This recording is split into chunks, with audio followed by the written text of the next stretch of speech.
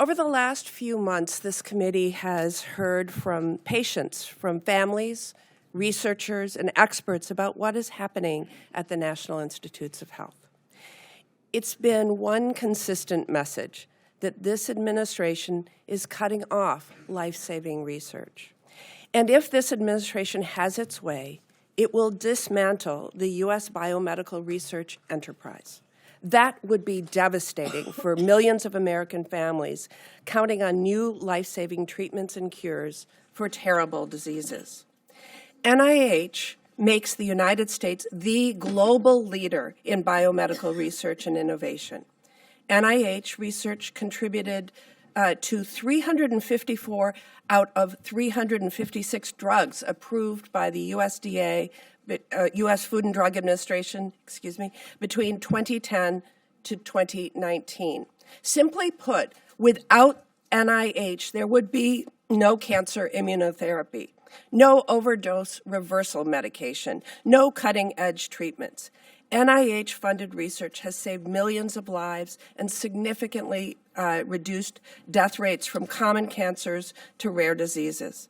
It has produced what can only be described as miracles, like last month when American doctors made history with the first successful personalized gene editing treatment in a 9.5-month-old baby boy, curing him of a rare life-threatening genetic disorder.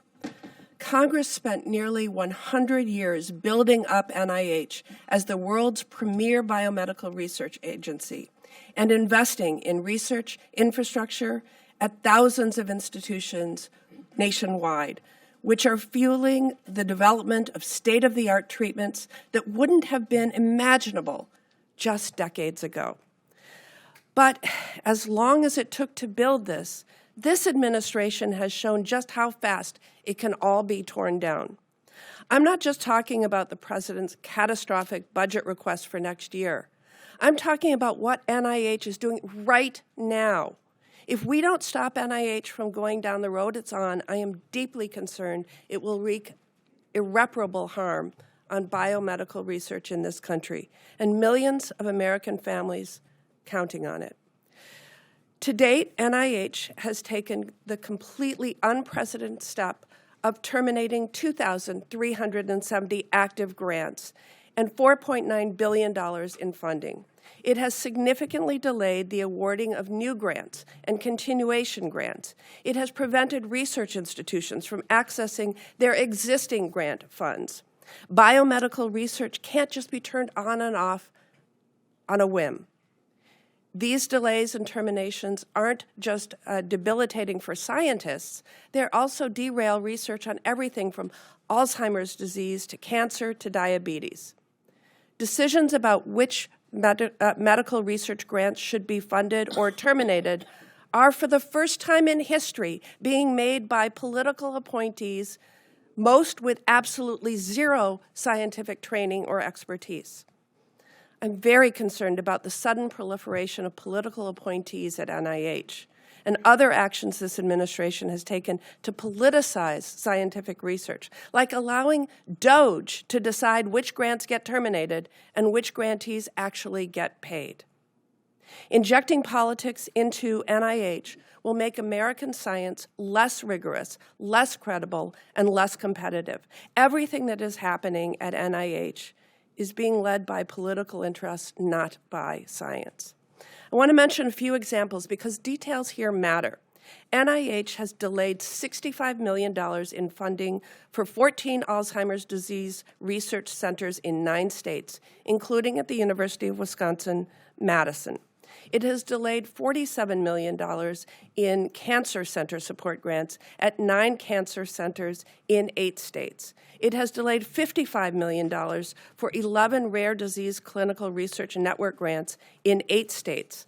Let that sink in. This administration is making a conscious choice not to fund research into Alzheimer's disease, cancer, and rare diseases. And NIH has terminated grants for Maternal Morbidity and Mortality Center, a grant developing new digital imaging techniques for cervical cancer screening, and a clinical trial studying a potential cure for infants born with HIV, just to name a few. Many of us have been sounding the alarm about this for months. Through May of this year, NIH awarded 3,288 fewer grants than through the same time period last year. Now the administration's own budget clearly shows this is the plan, to award thousands of fewer grants this year.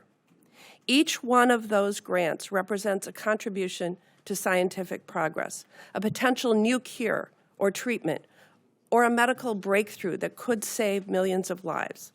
And on top of that, this budget proposes to cut $18 billion, or 40%, from NIH next year.